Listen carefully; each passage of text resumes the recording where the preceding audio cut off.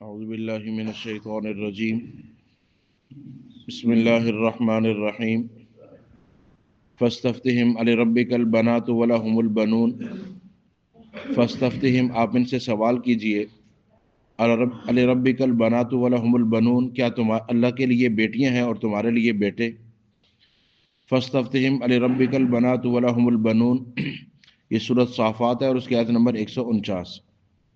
اس سے پہلے والی آیات میں اللہ رب العزت نے مختلف انبیاء کے واقعات سنائے اور ہمیں یہ پیغام دیا کہ انبیاء کی بات ماننے والے ہی کامیاب ہوئے ہیں، اور اس سورت کی ابتدا میں اللہ رب العزت نے توحید کا ذکر فرمایا۔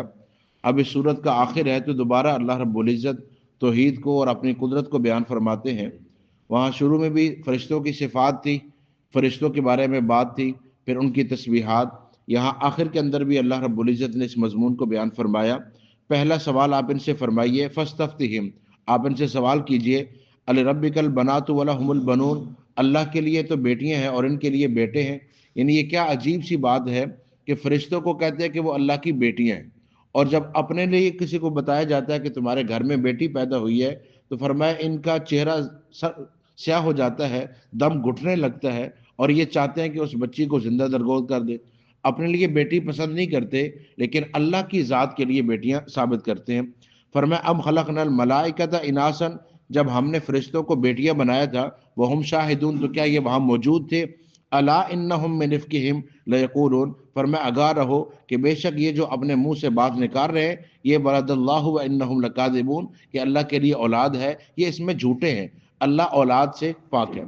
اولاد کب چاہیے ہوتی ہے؟ جب انسان کو یہ لگتا ہے کہ جب میں کمزور ہو جاؤں گا تو اس وقت اولاد میرا سہارا بنے گی۔ اللہ جب ساری کمزوریوں سے پاک ہے تو پھر اللہ کے لیے اولاد ثابت کیوں کی جا رہی ہے؟ اصطفى البنات علی البنین، کیا اللہ نے چن لیا ہے بیٹوں پر بیٹیوں کو؟ ما لکم کیف تحکمون، کیسے فیصلے کرتے ہو؟ افلا تذکرون، کیا تم نصیحت حاصل نہیں کرتے؟ ام لکم سلطان مبین، یا تمہارے پاس کوئی دلیل ہے تو وہ لے کے آؤ۔ فاتوا بکتابکم ان کنتم صادقین، اگر کوئی کتاب ہے وہ لے آؤ اگر تم سچے ہو۔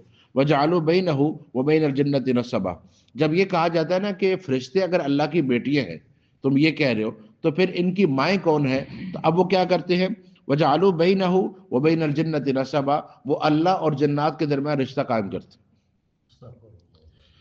اب جو چیز نظر نہیں آ رہی اس کے بارے میں یہ تصور، آج بھی یہ کیا جا رہا ہے نا کہ جو چیز ہمارے سامنے نہیں ہے اس کے بارے میں ایسی بات کہہ دو کہ ہر بندہ یہ کہے یہ کیا آپ کہہ رہے۔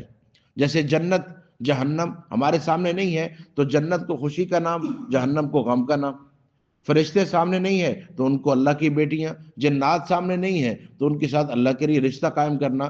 فرمایا وَلَقَدْ عَلِمَتِ الْجِنَّةُ إِنَّهُمْ لَمُحْضَرُونَ، تحقیق جنات یہ جانتے ہیں کہ ان کو بھی حاضر کیا جائے گا، وہ بھی اللہ کے سامنے کھڑے ہوں گے، وہ بھی سوال و جواب ان سے بھی ہوگا۔ اگر یہ اللہ کی اولاد ہوتی یا اللہ کا ان کے ساتھ کوئی رشتہ ہوتا تو پھر ان سے سوال کیسا؟ فرمایا سبحان اللہ عما یصفون، ان سب سے اللہ پاک ہے جو یہ لوگ بیان کرتے ہیں۔ الا عباد اللہ المخلصین، فرمایا وہی بندے بچتے ہیں جو اللہ کے چنے ہوئے، ان کا یہ عقیدہ نہیں ہوتا، باقی یہ سب بناتے ہیں۔ فإنکم وما تعبدون، فرمایا بے شک تم اور جن کی تم عبادت کرتے ہو، ما انتم علیہ بفاتنین، تم کسی کو گمراہ نہیں کر سکتے، الا من هو صال الجحیم، مگر اسی کو کہ جو جہنم میں جانے کے لیے پہلے سے طے شدہ ہے۔ گمراہ وہی ہوگا، راستے سے وہی ہٹے گا جو جہنم میں جانے والا ہے۔ جس کو جہنم میں نہیں جانا اللہ تعالیٰ اس کی حفاظت فرمائیں گے۔ فرمایا وما منا الا له مقام معلوم، اور ہر ایک کے لیے ایک مقام معلوم ہے۔ وَإِنَّا لَنَحْنُ الصَّافُونَ، یہ فرشتے کہہ رہے ہیں کہ ہمارے لیے ایک مقام متعین ہے جہاں ہم نے بیٹھنا ہے، جہاں ٹھہرنا ہے۔ وَإِنَّا لَنَحْنُ الصَّافُونَ، اور ہم اس کے لیے صف بناتے ہیں۔ وَإِنَّا لَنَحْنُ الْمُسَبِّحُونَ، اور ہم اللہ کی تسبیح کرتے ہیں۔ وَإِن كَانُوا لَيَقُولُونَ لَوْ أَنَّ عِندَنَا ذِكْرًا مِّنَ الْأَوَّلِينَ، فرشتوں کے بارے میں یہ کہنا کہ فرشتے اللہ کی بیٹیاں ہیں، جبکہ فرشتے خود یہ کہہ رہے ہیں کہ ہم تو اللہ کی بندگی کے لیے ہیں، ہم تو اللہ کی عبادت کے لیے ہیں، ہم صف بنائے کھڑے ہیں کہ جو اللہ کی طرف سے حکم ہوگا ہم اسے پورا کریں گے۔ ہم ہر وقت اللہ کی تسبیح کر رہے ہیں۔ فرشتے ہر وقت اللہ کی ذات سے ڈرتے ہیں، جیسے کوئی احکامات آتے ہیں ان کے اندر کپ کپی طاری ہو جاتی ہے۔ فرمایا فرشتوں کا حال تو یہ ہے۔ وَإِن كَانُوا لَيَقُولُونَ، اور یہ کہا کرتے تھے، لو ان عندنا ذکر من الاولین، اگر ہمارے پاس بھی نصیحت آئے نا جیسے پہلے لوگوں کے پاس آئی، لَكُنَّا عباد اللہ المخلصین، تو ہم بھی اللہ کے خاص بندوں میں سے ہو جاتے۔ کفار مکہ یہ کہا کرتے تھے یہود و نصارہ کو، تمہارے پاس کتاب ہے، تم نے اس کتاب پر عمل نہیں کیا، اگر ہمیں کتاب ملتی نا تو ہم اس پر عمل کرتے اور ہم تم سے زیادہ تابعدار ہوتے، ہم تم سے آگے بڑھ جاتے، لیکن جب کتاب آئی فکفروا بہ، تو انہوں نے اس کا انکار کیا۔ فسوف یعلمون، تو ان قریب یہ لوگ جان لیں گے، یعنی جیسے ہی کتاب آئی، جیسے ہی نبی آئے تو انکار کر دیا، تو معلوم ہوا کہ پہلے جو کہہ رہے تھے تو اس کے اندر بھی صداقت نہیں۔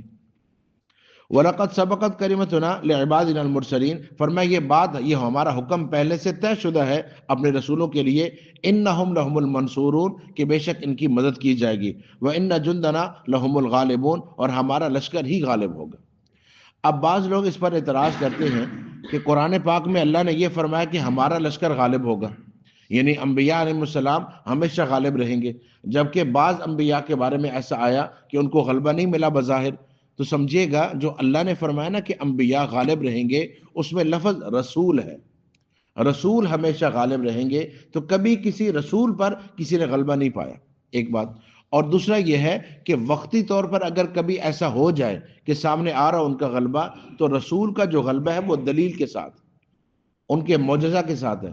رسول جو دلیل دیتے ہیں اس کا کسی کے پاس جواب نہیں ہوتا، جو وہ معجزہ کہتے ہیں اس کا کوئی انکار نہیں کر سکتا۔ فَتَوَلَّ عَنْهُمْ حَتَّىٰ حِينٍ، آپ ان سے کچھ وقت کے لیے اعراض فرمائیے، وَأَبْصِرْهُمْ فَسَوْفَ يُبْصِرُونَ، یہ بھی دیکھ لیں گے، آپ بھی دیکھ لیں گے۔ أَفَبِعَذَابِنَا يَسْتَعْجِلُونَ، کیا یہ ہمارے عذاب کو جلدی مانگتے ہیں؟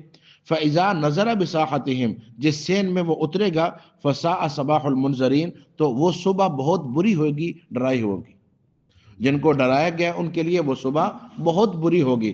وَتَوَلَّ عَنْهُمْ حَتَّىٰ حِينٍ، آپ کچھ وقت کے لیے ان سے اعراض کیجئے۔ وَأَبْصِرْهُمْ فَسَوْفَ يُبْصِرُونَ، آپ بھی دیکھیے، یہ لوگ بھی دیکھیں گے۔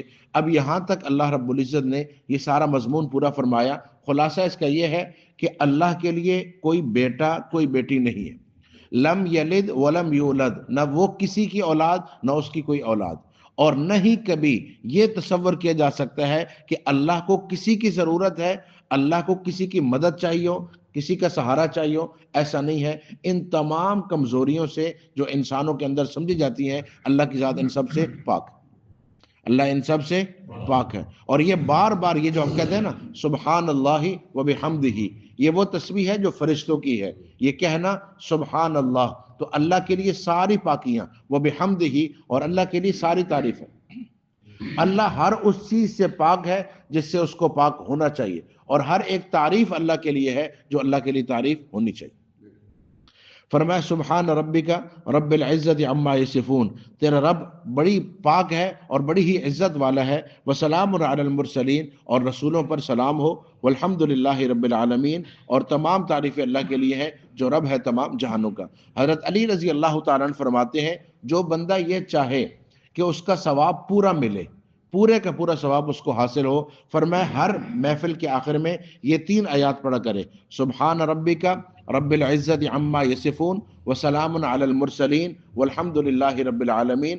اگر کوئی پورا ثواب چاہتا ہے تو محفل کے آخر میں یہ 3 آیات پڑھا کرے، اللہ اس کو پورا ثواب عطا کر دیں گے۔ اور فرمایا نبی پاک صلی اللہ علیہ وآلہ وسلم ان آیات کو کثرت سے پڑھا کرتے تھے۔ پھر ایک روایت میں فرمایا اپنی دعا میں ان کلمات کو شامل کرو، سبحان ربک رب العزت عما یصفون وسلام علی المرسلین والحمد للہ رب العالمین۔ یہ سورۃ صافات ہے اور اس کی آیت نمبر یہ 80، 180، 181 اور 182، آخری 3 آیات۔ تو اگر آپ یاد بھی کرنا چاہیں گے تو زیادہ سے زیادہ لگے گا تو 2 دن لگ جائیں گے، 3 دن لگ جائیں گے، ہر روز ایک آیت بھی یاد ہو، لیکن اجر بہت بڑا ہے۔ جب آپ نماز پڑھ لیں تو نماز کے بعد استغفر اللہ 3 دفعہ، پھر اس کے بعد سورۃ فاتحہ، پھر آیت الکرسی، پھر اس کے بعد یہ 3 آیات، اور بعض سورۃ آل عمران کی وہ آیات بھی پڑھتے ہیں، شہید اللہ انہ لا الہ الا ہوا والملائکۃ واولو العلم قائما بالقسط لا الہ الا هو العزیز الحکیم۔ تو ان آیات کو پڑھ لیں، اللہ تعالی عمل کی توفیق دے۔